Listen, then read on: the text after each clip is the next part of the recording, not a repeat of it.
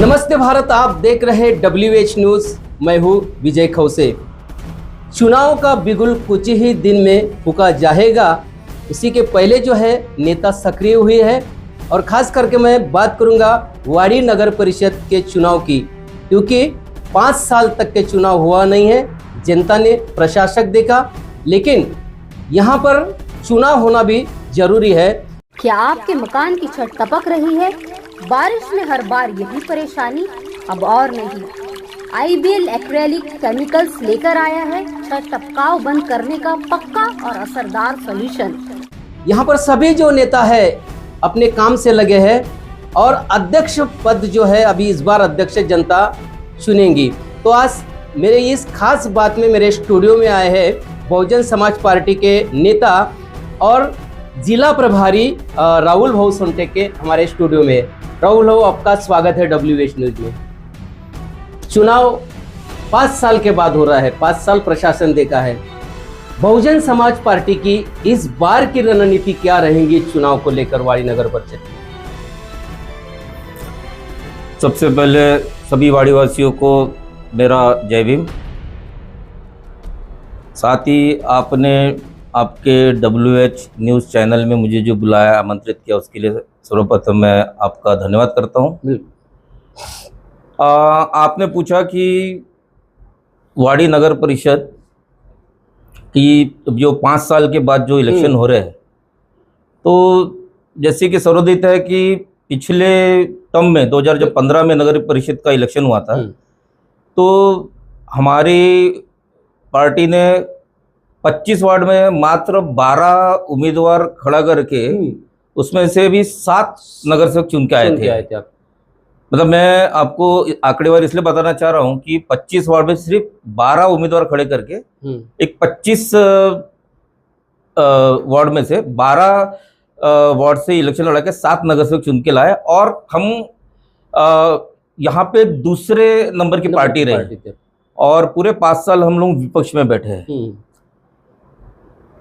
पिछले इसमें हमारा संख्या बल के आधार पर अगर हम देखा जाए तो नगर अध्यक्ष का पद भी हमारे पास ही था, लेकिन जैसी हमारे विरोधी पक्ष, चाहे वो कांग्रेस हो, राष्ट्रवादी हो, बीजेपी हो, शिवसेना हो, इन्होंने सब एक होके ये जो हमारे हाथ में आया हुआ पद जो हमसे छीन लिया। तो उस वक्त का समीकरण और उस वक्त की बातें याद करते इस बार का हम लोगों की जो नीति रहेंगी वो मैं अभी ऑन कैमरा नहीं बोलूँगा, लेकिन आपको निश्चित ही तौर पे इस बार की हमारी नीति में जो फर्क दिखेगा। लेकिन बहुजन समाज पार्टी जो है राहुल भाऊ, गठबंधन की राजनीति करती नहीं है, एकला चलो की भूमिका रहती है। और इस बात तो पोजीशन ऐसी है, और यहाँ पर जो वंचित बहुजन आघाड़ी मैदान में है और साथ ही RPI भी है, ASP चंद्रशेखर आजाद की भी पार्टी है और बहुजन समाज पार्टी। ऐसे में अगर सारे गुट अगर चुनाव यदि लड़ते हैं तो तुम्हारे वोटों में बंटवारा हो रहा है सीधे सीधे। देखिए, जैसा आपने बोला कि बहुजन समाज पार्टी युति नहीं करती, उसका कारण मैं आपको बताता हूं कि इसके पहले भी हमने युति करके देखे थे, लेकिन हमने एक चीज देखा है कि युति करने से हमको आगे वाले के वोट हमको नहीं मिलते, उल्टा हमारे वोट उनको मिल जाते हैं। मैं खास करके बात कर रहा हूँ आम्बेडकरी विचारधारा पार्टियों की। बिल्कुल, देखिए आप वंचित की बात कर रहे हैं। वंचित जो है ये इसका उगम ही 2019 के विधानसभा लोकसभा के वक्त हुआ, उसके पहले वंचित नहीं थी। उसके पहले भारी बहुजन महासंघ था, बाड़ा साहब मानता हूं, लेकिन उन्होंने जिस ताकत से जो इलेक्शन जो लड़े 19 में, तो आप बताइए कि उनको जो वोट मिले तो BSP के ही लोग उसमें थे या BSP के ही कार्यकर्ता उसमें शामिल हुए, और जो वोटर है, वोटर को उस वक्त जो भावनिक रूप से जो उस वक्त प्रचार प्रसार किया गया, तो लोगों ने एक कच्च नातू बाबा साहबाचा नातू ऐसा जो बोल के जो वोट लिए। तो मेरा ये कहना है कि उनको जो वोट मिले वो कोई राष्ट्रवादी, कांग्रेस, बीजेपी के तो वोट नहीं थे, वो हमारे समाज के वोट थे। तो इस बार भी मेरे को आप मुझे ये बताइए, वाड़ी नगर परिषद में चुनाव जब होगा, खास करके मैं अध्यक्ष की चुनाव की बात करूंगा, क्या इस बार बहुजन समाज पार्टी कुछ आम्बेडकरी विचारधारा के लोगों को साथ लेकर चुनाव लड़ेंगी या अकेले लड़ेगी? देखिए, ये इसका निर्णय तो हमारी पार्टी प्रमुख बहन कुमारी मायावती जी करती है। तो ये नगर परिषद का चुनाव है ना, नहीं, यहाँ जहाँ एबी फॉर्म है, जहाँ पार्टी का सिंबल लग रहा है, अब ग्राम पंचायत स्थानिक लेवल के लोगों को भी लेना पड़ेगा, आप जैसे नेताओं को भी, क्योंकि सिचुएशन आपको पता है सारी। जहाँ ग्राम पंचायत की इलेक्शन होती है, जहाँ पार्टी सिंबल नहीं रहता, वहां पे अगर युति होती तो बात अलग है। लेकिन ये, जैसा कि मैं आपको बताऊं कि कुछ समय पहले तक हमारे विरोधी दल ने अफवाह फैलाया था कि बहुजन समाज पार्टी का सुपड़ा साफ हो गया, बहुजन समाज पार्टी कुछ रही नहीं। इलेक्शन कमीशन आयोग ने जो लिस्ट जारी की है उसमें आज भी हमारा राष्ट्रीय दर्जा, हम बीएसपी बहुजन समाज पार्टी देश की तीसरे नंबर की राष्ट्रीय पार्टी है। बिल्कुल, देश के तौर पे तो हम सभी लोग मानते हैं कि तीसरे नंबर की पार्टी, पर स्थानिक लेवल के की बात करेंगे तो महाराष्ट्र के अंदर में विधानसभा में भी एक भी एमएलए आया नहीं है जी, क्योंकि महाराष्ट्र की ये रणनीति जो है अम्बेडकरी मूवमेंट की, ये कहीं तो भी कमजोर होती नजर आ रही ना। नहीं, ऐसा आपको लगता है? देखिए, हमारे इसमें आप बुरा मत मानिए, हम लोग मीडिया में इतना सक्रिय नहीं रहते जो बाकी पक्ष के लोग जो रहते हैं, मतलब जो दिखता वो बिकता वाला भी सिस्टम है। ऊपर में भरोसा रखते हमारा आप देखिए, आप ग्राउंड लेवल पे हमारे जितने भी नगर सेवक है या हमारे इधर के कार्यकर्ता है, पदाधिकारी है, जो काम करते हैं, हम लोग लोगों के घर घर जाके उनसे मिलके हम अपने समाज, हमारे वोटर्स को टूटने नहीं देते। इस देश में सिर्फ दो ही पार्टी है, एक बीजेपी, एक बीएसपी, ये दोनों कैडर बेस है और इनके वोट टूटते नहीं, तो हमको हमारे वोट टूटना नहीं है, बिखरना भी नहीं तो है। इस बार में वाड़ी नगर परिषद में कौन कौन दावेदार है नगर अध्यक्ष पद के लिए? देखिए, नगर अध्यक्ष पद के लिए जैसे कि पिछले बार, जैसे मैंने आपको थोड़ी देर पहले बताया कि पिछले बार हमारे विरोधी पक्ष ने हमारे नगर अध्यक्ष का पद जो हमारे हाथ में जो आ गया था, इन्होंने षड्यंत्र करके जो हमसे हटाया। तो इस बार तो हमारे लिए अच्छा है कि इस बार पब्लिक में से, जनता में से नगर अध्यक्ष चुन के आएगा। तो इसमें हमारे पास कुछ नाम आए हुए हैं, लेकिन ये हमारे कौन कौन नाम है तो जी अभी वो इसलिए मैं नहीं बोल सकता कि जो नाम हमारे, इसमें एक प्रोसेस होता है। हमारा बहुजन समाज पार्टी एक अनुशासन वाली पार्टी है, यहाँ पे कुछ हमारे प्रोटोकॉल्स रहते हैं। सबसे पहले हम लोग जितने भी इच्छुक उम्मीदवार है, इनका एक फॉर्म भरा जाता है। वो पार्टी हमारे हाईकमान माननीय प्रदेश अध्यक्ष, जिलाध्यक्ष के मार्फत प्रदेश अध्यक्ष हमारे जो एडवोकेट सुनील डोंगरे साहब है, वहां तक पहुंचता है। उसके बाद उसका स्क्रूटनिंग होता है, इंटरव्यू होता है बाकायदा, और उसके बाद ही हम लोग नाम अभी तक क्या ऐसी कुछ प्रक्रिया हुई नहीं है? बहुजन समाज प्रक्रिया चालू हो चुकी है। मैं आपको बताना चाहता हूं कि नगर परिषद का रोस्टर तो बाद में है, उसके पहले जो जिला परिषद और पंचायत समिति का है, तो ऑलरेडी वहां पे हम लोगों का इंटरव्यू सब कंडक्ट करना चालू है।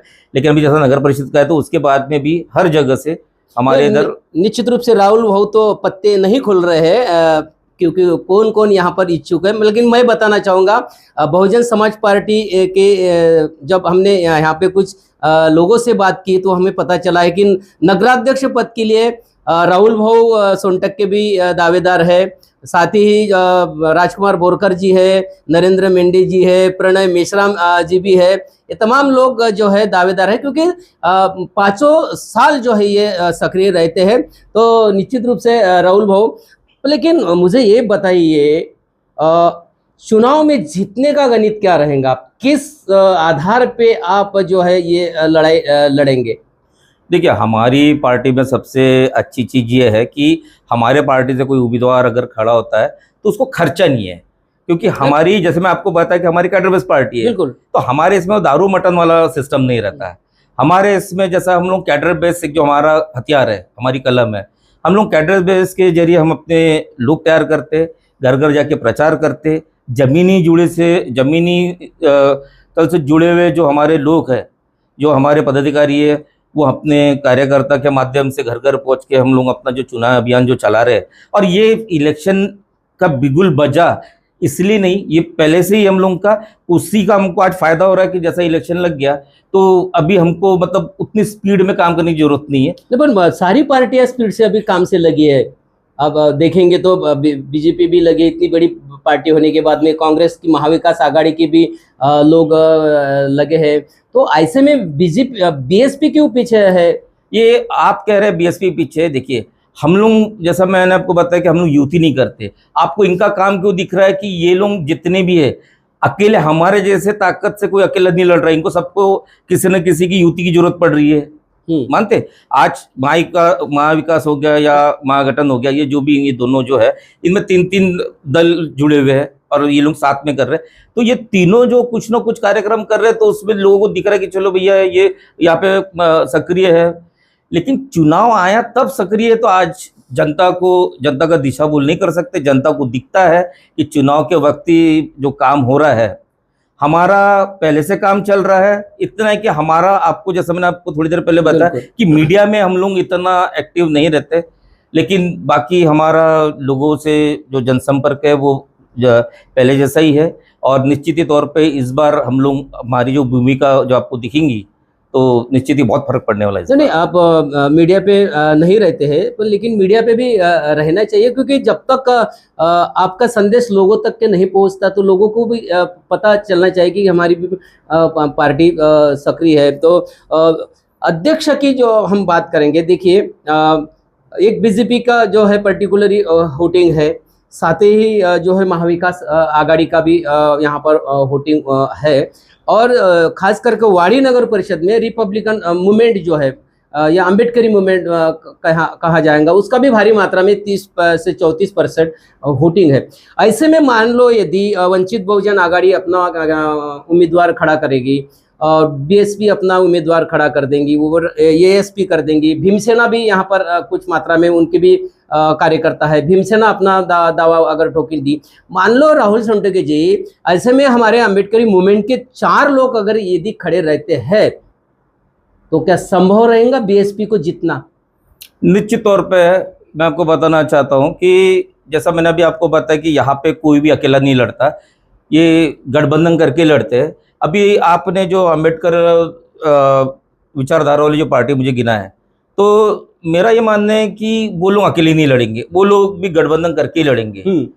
मतलब हमारा अगर अम्बेडकरी मूवमेंट के अंदर में अगर 2 लोगों में अगर इलेक्शन अगर हो रहा है, फाइट हो रही है, तो आप ये समझिए कि हमारा डर क्या है बहुजन समाज पार्टी का, कि जहां बहुजन समाज पार्टी खड़ी हो रही है, डर यही है कि हमारा कैंडिडेट चुनकर नहीं आएगा, ये डर है। नहीं, बहुजन समाज पार्टी जहां खड़ी हो गई, उसके सामने में लोगों को अकेले लड़ने की ताकत नहीं है, इनको गठबंधन करके लड़ना है। ये अकेले हमसे टक्कर नहीं ले सकते। वोटों का बंटवारा हो रहा है ना, वोटों का बंटवारा देखिए, उसका फायदा किसको हो रहा है? वोटों को जैसा बंटवारा यदि होता है तो उसका फायदा किसको होगा? देखिए, पिछले बार का जो विषय मैंने आपको बताया भावनिक रूप से जो हुआ है, इस बार वैसा नहीं होगा, क्योंकि ये जनता है, जनता जाग चुकी है। अभी जनता को बगराना या उनको अंधेरे में रखना अभी ये सादा नहीं रहा। अभी मान लो सारे अम्बेडकर वादी जो नेता एक साथ अगर बैठे और एक ही यहाँ पर यदि कैंडिडेट अगर रखते हैं, कोई भी फैसला लेकर, तो यहाँ पर बहुत बड़ा तगड़ा मुकाबला अम्बेडकरी मूवमेंट के साथ में हो सकता है। अम्बेडकरी मूवमेंट का नगराध्यक्ष भी यहाँ पे बन सकता है। आपको ऐसा नहीं लगता है यदि एक रहा तो? नहीं, निश्चित तौर पर अगर आप जैसा बोल रहे हैं, लेकिन आप मेरे को बताइए, बहुजन समाज पार्टी छोड़ के बाकी जितने भी अम्बेडकर विचारधारा से जुड़े हुए जो संगठन हैं, तो ये देखिए कि कहीं ना कहीं आरोप प्रत्यारोप लगते रहते हैं। बाकी पार्टियों से उनके संबंध कुछ छुपे नहीं है, तो जनता वो भी चीज़ देखती है। नहीं, ऐसा कुछ प्रयास अगर देखिए, ऐसा आप जो बोल रहे, मैं सॉरी आपको बीच में रोक रहा हूँ, आपकी बात अगर मैं थोड़ी देर के लिए सोचूं कि सही भी है, लेकिन जब तक हमको ऊपर से हमारे हाईकमान से आदेश नहीं आता, तब तक गठबंधन की बात नहीं कर सकते। सोनटके जी, यहाँ का सिचुएशन जो है, वाड़ी नगर परिषद का 30-35% हमारा वोटिंग है, उसके बावजूद भी हम बिखर जाएंगे, तो उसका सीधा सीधा फायदा तो अन्य पार्टियों को होगा ना। तो ये कुछ एक साथ में ये चुनाव लड़ा जाए, ऐसी आपकी कोई कोशिश नहीं हुई क्या अभी तक के? देखिए, मुझे जब से इलेक्शन हुआ तब से हमारे अम्बेडकरी विचारधारा की कुछ पार्टियां, उनसे वो लोग मुझसे संपर्क कर रहे हैं। बिल्कुल। लेकिन मैं सभी से सीधा तौर पे बता रहा हूं कि अगर हमारे हाईकमान को अगर लगता है कि अगर कुछ युति करके अगर हम लोग नगर अध्यक्ष का पद ले सकते, तो निश्चित तौर पे अगर आदेश के ऊपर है, हालांकि ये चीजें हमने हमारे हाईकमान तक पहुंचा दी है। हाँ, ये चीज पहुंचा दी है, ये बहुत बड़ी मेन बात है कि ऐसे से यहाँ पे स्थानिक लेवल पे जो चुनाव है, और ऐसे से हमको बाकी पक्ष के लोग आ रहे हैं कि हमको एक साथ बैठना और विचारधारा एक होने की वजह से, तो निश्चित तौर पे वो भी इस बारे में सोच रहे हैं, लेकिन अभी तक कोई ऐसा हमको जवाब आया नहीं, तो उसके लिए मैं अधिकृत रूप से मैं कुछ नहीं बोल पाऊंगा। तो निश्चित रूप से एक बहुत बड़ी अच्छी बात राहुल भाऊ ने कही है कि ये जो एकता का जो है कि एक जगह पर अगर यदि मान लो सारे लोग बैठते हैं तो इसमें कुछ अच्छा रिजल्ट आ सकता है, और ऐसा जो संदेश है ऐसा पार्टी के तरफ में भेजा भी है, और पार्टी उनको आदेश देंगी, उसके अनुसार जो है वो आगे का चुनाव लड़ेंगे। तो निश्चित रूप से वाड़ी नगर परिषद का जो चुनाव होने जा रहा है, तो हमारा भी एक WH न्यूज का भी एनालिसिस हमने किया है कि यदि अंबेडकर मूवमेंट की जितनी भी सारी पार्टियां हैं एक जगह पर आकर एक उम्मीदवार को यदि यहाँ पर चुनाव लड़ाते हैं तो निश्चित रूप से वो वाड़ी नगर परिषद का अध्यक्ष बन सकता है। क्यों बन सकता है? क्योंकि 30 से 35% वोटिंग जो है यहाँ पर आम्बेडकरी मूवमेंट का है, और बाकी के वोटिंग जो है बाकी लोगों के है, वो बाकी लोगों में भी फिर बंटवारा होगा। लेकिन नीले झंडे का वोटिंग जो है एक साथ यदि चला तो निश्चित रूप से बाबा साहेब अम्बेडकर के विचारधारा का जो है यहाँ पर वाड़ी में नगराध्यक्ष बन सकता है। तो अभी आने वाला समय ही बताएगा कि हमारे जो नेता है ये सूझबूझ से एक जगह पर बैठते या नहीं बैठते। बैठे तो बहुत अच्छी बात है, यदि नहीं बैठे तो कहीं ना कहीं इनको सत्ता भी गंवानी पड़ेगी। तो राहुल भाऊ, आपका बहुत बहुत शुक्रिया, हमारे WH न्यूज स्टूडियो में आप आए और आपका कीमती समय दिया है। तो देखते रहिए WH न्यूज, लाइक करें, सब्सक्राइब करें।